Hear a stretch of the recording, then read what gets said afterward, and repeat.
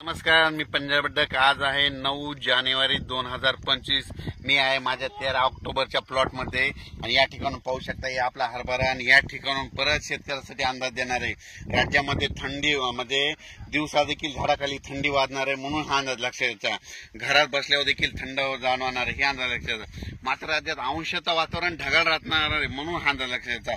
पाऊस काही येणार नाही, त्याच्यामुळे काही चिंता करायची गरज नाही.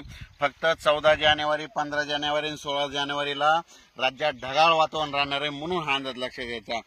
पूर्व विदर्भ, पश्चिम विदर्भ, दक्षिण महाराष्ट्र, उत्तर महाराष्ट्र, कोकणपट्टी, खानदेश सगळीकडे 13 जानेवारी 14, 15 आणि 16च्या दरम्यान ढगाळ वातावरण राहणार आहे म्हणून हा अंदाज लक्षात घ्यायचा.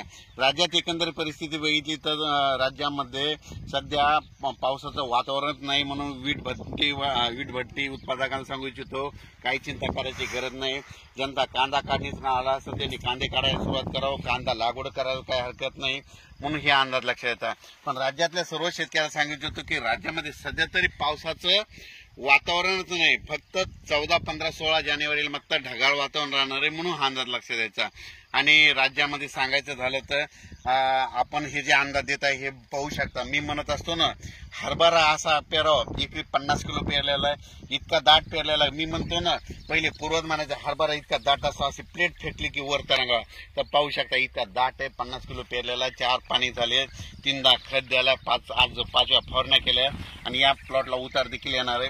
पण राज्यात या ठिकाणी परत शेतकऱ्याला सांगतो की राज्यामध्ये काही पाऊस येणार नाही. फक्त 14 जानेवारी 15 आणि 16च्या दरम्यान मात्र ढगाळ वातावरण राहणार आहे म्हणून हा अंदाज लक्षात घ्यायचा.